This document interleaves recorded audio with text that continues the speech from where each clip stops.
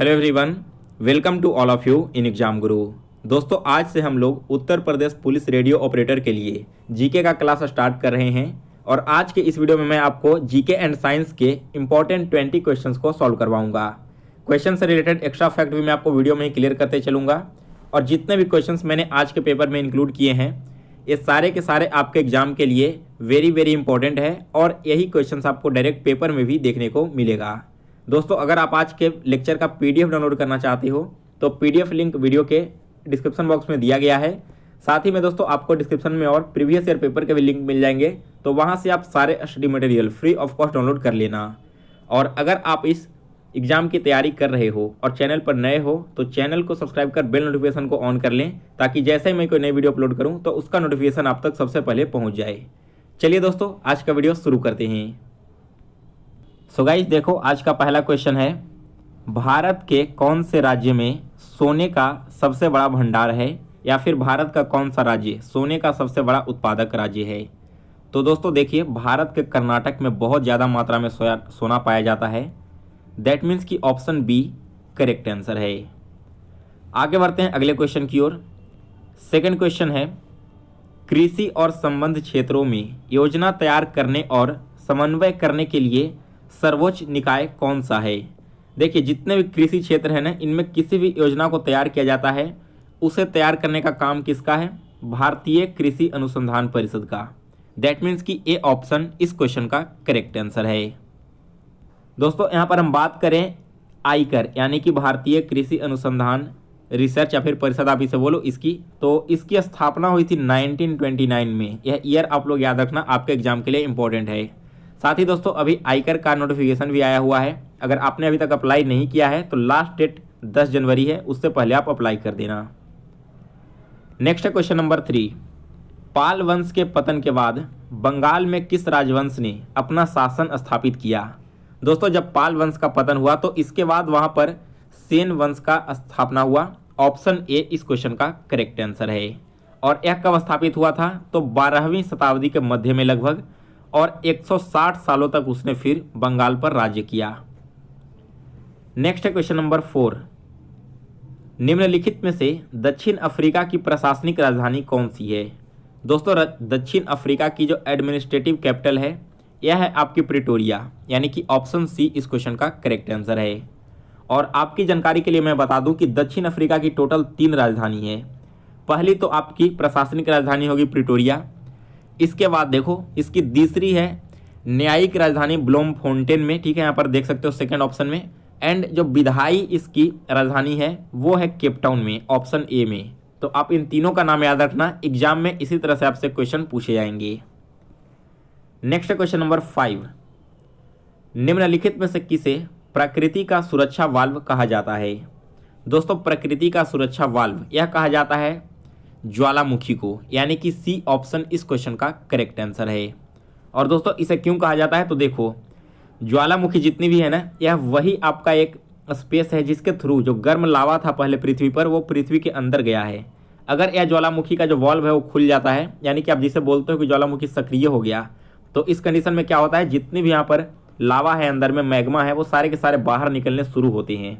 इसी वजह से ज्वालामुखी को क्या कहा गया है? प्रकृति का सुरक्षा वाल्व। नेक्स्ट है इसके बाद क्वेश्चन नंबर 6। काली एवं तीस्ता नदियों के बीच हिमालय का कौन सा प्रादेशिक विभाग स्थित है। दोस्तों, यहाँ पर स्थित है नेपाल हिमालय, यानी कि ऑप्शन बी इस क्वेश्चन का करेक्ट आंसर है।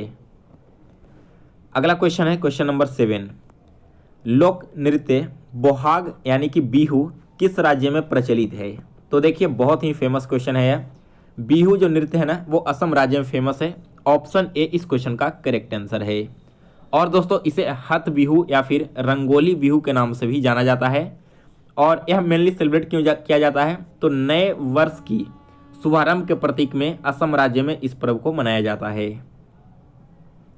अगला क्वेश्चन है क्वेश्चन नंबर 8। साइंस से रिलेटेड क्वेश्चन है यह। कक्षा संख्या n से दर्शाई गई कक्षा में उपस्थित अधिकतम इलेक्ट्रॉनों की संख्या क्या हो सकती है। जो n होता है ना, नंबर ऑफ इलेक्ट्रॉन, तो एक जो इसका ऑर्बिट है उसमें मैक्सिमम नंबर ऑफ n कितना होगा? यह आपका होता है 2n², ठीक है, यही आपका फॉर्मूला होता है। नेक्स्ट इसके बाद क्वेश्चन नंबर 9। निम्नलिखित में से कौन सा कार्बन का अपरूप नहीं है? देखिए दोस्तों, कार्बन के अपरूप कौन कौन से यहाँ पर हो गए? यह है आपका हीरा, ग्रेफाइट एंड C60। लेकिन मीथेन जो है ना वो आपका कार्बन का अपरूप नहीं है। अगला क्वेश्चन है क्वेश्चन नंबर 10। भारतीय संविधान में धन विधेयक की परिभाषा किस अनुच्छेद में दी गई है? दोस्तों, धन विधेयक के बारे में बताया गया है अनुच्छेद 110 में, यानी कि बी ऑप्शन इस क्वेश्चन का करेक्ट आंसर है।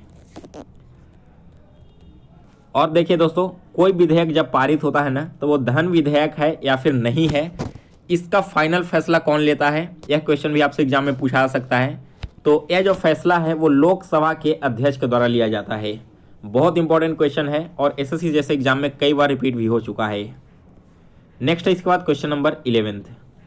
भारत में युद्ध या फिर बाहरी आक्रमण या सशस्त्र विद्रोह के आधार पर किस प्रकार का आपातकाल लागू किया जा सकता है?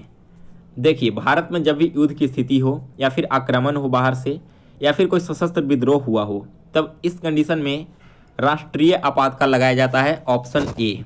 और यह राष्ट्रीय आपातकाल किसके आर्टिकल के तहत लगता है?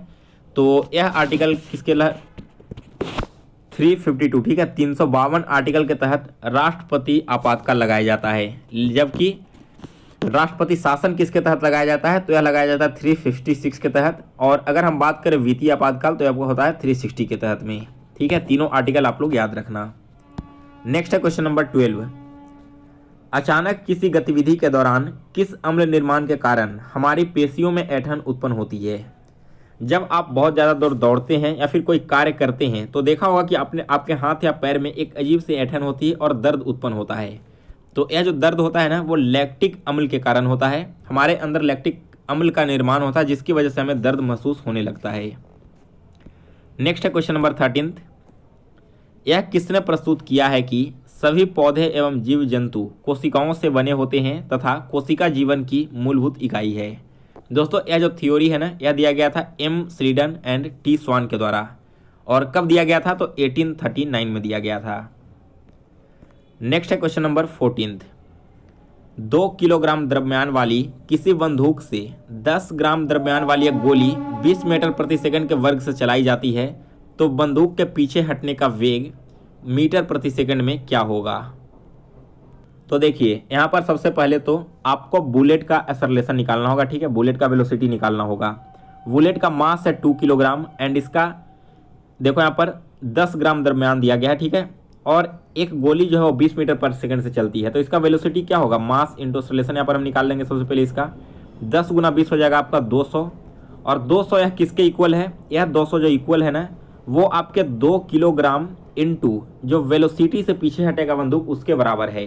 तो अब हम यहाँ से v का वैल्यू निकाल सकते हैं, लेकिन उससे पहले देखो यहाँ पर 2 जो है वो किलोग्राम में है ना और आपका सेकंड टर्म तो ग्राम में है। तो हम क्या करेंगे, इस 2 किलोग्राम को भी ग्राम में कन्वर्ट कर लेंगे। दैट मीन्स इसके हम लिखेंगे 2000 ग्राम। अब 2000 gram into V equal to 200 है तो यहाँ से v का वैल्यू क्या होगा? 200 अपॉन 2000। यहाँ से 2 शून्य से 2 शून्य कैंसिल हो गया और इसे जब आप काटोगे तो 0.1 बार में कैंसिल होगा। दैट मीन्स इस क्वेश्चन का ऑप्शन सी करेक्ट आंसर है। समझ में आ गया क्वेश्चन मैंने कैसे सॉल्व किया? सबसे पहले आपको क्या करना है, बुलेट का संवेग निकाल लेना है 20 गुना 10 दोनों को मल्टीप्लाई करके। और इसका जो संवेग है ना यह इक्वल होगा इसके द्रव्यमान के। ठीक है, इसका जो मास दिया हुआ है उसके और velocity of gun in which speed that backs. ठीक है, जो बंदूक पीछे हटता है उस स्पीड का। और इस प्रकार से वेलोसिटी फॉर्मूला से यूज करके वैल्यू निकाल लेना। नेक्स्ट इसके बाद क्वेश्चन नंबर 15। किसी वस्तु पर लगाए बल तथा बल लगाने के समय का गुणनफल वस्तु के किसमें परिवर्तन के बराबर होता है? तो देखिए यह आपका बराबर होता है संवेग के। ऑप्शन सी इस क्वेश्चन का करेक्ट आंसर है। क्या पूछा गया है? m into velocity. ठीक है, किसके बराबर होता है? तो यह होता है आपका p के बराबर और p आपका मोमेंटम हो गया। नेक्स्ट है क्वेश्चन नंबर 16। पृथ्वी के भीतर की सबसे ऊपरी सतह जिसे क्या कहा जाता है? इसमें गहराई की गड़बड़ के कारण भूस्पंद आते हैं। तो देखिए पृथ्वी का जो सबसे ऊपर सतह है ना इसे कहते हैं भूपर्पटी। ऑप्शन डी इस क्वेश्चन का करेक्ट आंसर है। और भूपर्पटी को इंग्लिश में क्रस्ट बोला जाता है। अगला क्वेश्चन है 17 नंबर। कंप्यूटर और संचार प्रौद्योगिकी हमारे जीवन को किस तरह से प्रभावित करती है, उसमें शामिल क्या क्या है? तो देखिए इसमें मेनली शामिल है आपकी व्यक्तिगत रुचि। ठीक है, यानी कि डी ऑप्शन इस क्वेश्चन का करेक्ट आंसर है। अगला क्वेश्चन है 18 नंबर। श्रीलंका द्वीप को पहले क्या कहा जाता था? दोस्तों इसे पहले सिलोन नाम से जानते थे। ऑप्शन सी करेक्ट आंसर है। और इसका श्रीलंका कब नाम पड़ा? तो 1972 में आधिकारिक रूप से सिलोन को सारे लोग श्रीलंका बुलाने लगे। अगला क्वेश्चन है 19 नंबर। रिपब्लिक पुस्तक के लेखक कौन हैं? दोस्तों यह पुस्तक लिखी गई है प्लेटो के द्वारा, यानी कि बी ऑप्शन इस क्वेश्चन का करेक्ट आंसर है। और कब लिखी गई थी? तो 375 ईसा पूर्व में यह पुस्तक लिखी गई है। अगला क्वेश्चन है 20 नंबर। भारी जल प्रकल्प यानी कि जो तलचर और उर्वरक संयंत्र रहते हैं ना, यह इस राज्य के लिए प्रसिद्ध उद्योग धंधे हैं। भारी जल प्रकल्प और उर्वरक संयंत्र सबसे ज़्यादा किस राज्य में बनाए जाते हैं? मेनली यह क्वेश्चन आपसे पूछा गया है। तो दोस्तों इसका सबसे ज़्यादा उत्पादन होता है उड़ीसा में। ऑप्शन ए करेक्ट आंसर है। अब दोस्तों लास्ट क्वेश्चन जिसका आंसर आपको कमेंट बॉक्स में देना है। डुरंड कप किस खेल से संबंधित है? आपके हिंट के लिए मैं बता दूं कि option C and option D आपका गलत है, यानी कि ए और बी में से आपको करेक्ट आंसर कमेंट करके बताना है। साथ ही दोस्तों अगर आपको वीडियो पसंद आई हो तो इसे लाइक करें और ज़्यादा से ज़्यादा लोगों तक शेयर करें, और इसका आप पीडीएफ भी डाउनलोड करके अपने पास रख लें, चाहे तो खुद से भी इसे सॉल्व कर सकते हो। फिर मिलते हैं नेक्स्ट वीडियो में, तब तक बने रहिए एग्जाम गुरु के साथ। और कमेंट करके यह भी बताइएगा कि मैं नेक्स्ट वीडियो इस एग्जाम के लिए कौन सा सब्जेक्ट का अपलोड करूं, मैथ्स, रीजनिंग, हिंदी और जीके जीएस में।